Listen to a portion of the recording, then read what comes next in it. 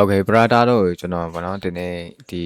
design ဆွဲခါကြရင်ဒီပိုကလေးဗောနော်ဝါးနေတဲ့ပိုလေးကိုဘယ်လိုမျိုးကြည်အောင်လုပ်မလဲเนาะအဲ့လိုမျိုးလုပ်လို့ရတဲ့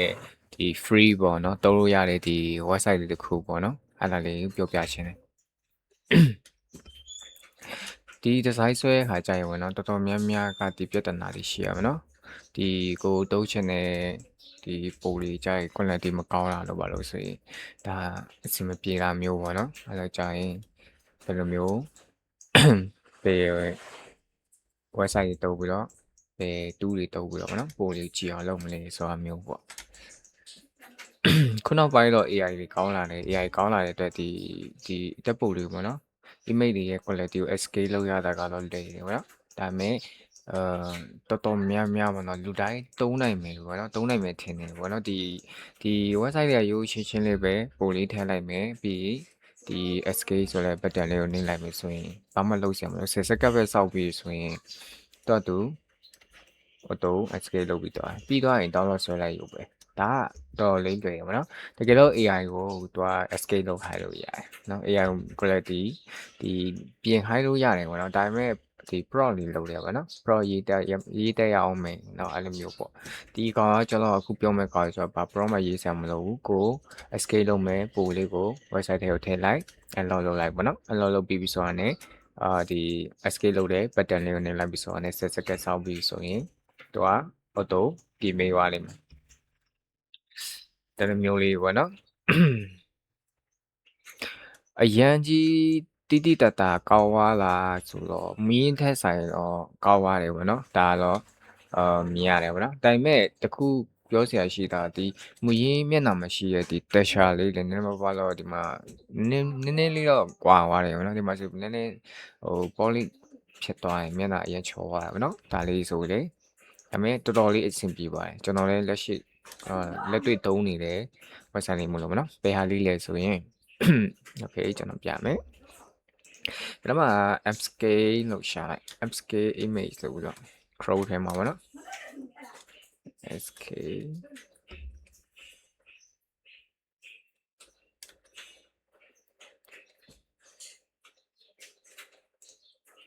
ဟုတ်နော်ဒီမှာပေါ့နော်ပထမဆုံးမြင်နေရတဲ့ကောင်လေးပဲဒီကောင်လေး img upscale လာပေါ့နော် image upscale လာဆိုတော့ဒီပထမဆုံးမြင်ရတဲ့ဒီကောင်လေးပဲဒီကောင်လေးထဲဝင်လိုက်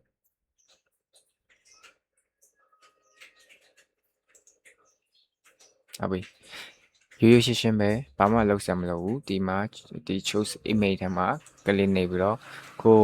escape လုပ်မဲ့ပို့လေးကိုထည့်လိုက်ရုံပဲဟိုမှာဒီပို့လုပ်မယ်ထည့် allow လုပ်လိုက်ပေါ့နော် allow လုပ်လိုက်ဆိုဒီအောက်မှာပေါ့နော်ဒီလိုမျိုးလေးပေါ်လာဒါ ratio ပေါ့နော်နေရာ ratio ရဲ့400 ratio ဆိုပြီးပေါ်တယ်ဒီထဲမှာဘာမှရွေးစရာမလိုတော့ဘူးဒီမှာ unlock step ဆိုတာရှိတယ်ဒီကောက်လေးနှိပ်လိုက်ပြီဆိုရသူစားပြီးတော့ loading batch လုပ်နေဒီမှာ10စက္ကန့်စောင့်ရတယ်ပေါ့နော်ပြီးတော့ရင်ဒီမှာ download ဆိုတဲ့ button လေးပေါ်လာတယ်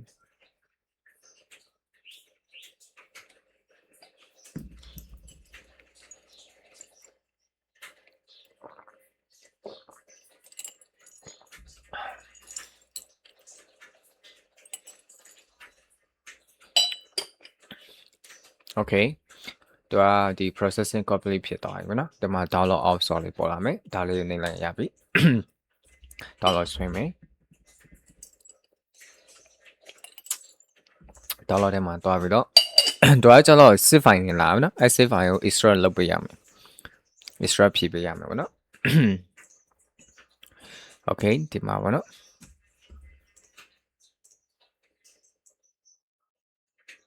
ဟုတ်ပြီဒီရလာတဲ့ဟာလေးကိုနော် extract ဖြည့်ထားရင်ဒီမှာပေါ့နော်ဒီဟာလေး extract ဖြည့်လိုက်တယ်ဒီမှာပေါ့နော်ဒီရလာတဲ့ပိုလေးကိုကြည့်ကြည့်အောင်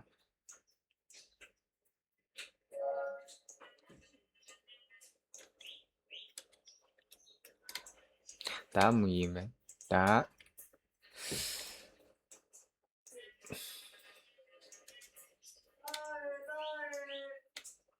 တော်တော်လေးတိတာတွေပေါ့နော်တော်တော်ကြီးကြည်ရွားတယ် ဒီ design ထဲမှာထည့်သုံးလို့ရတယ်အဆင်ပြေတယ် quality ရတယ်ပေါ့နော်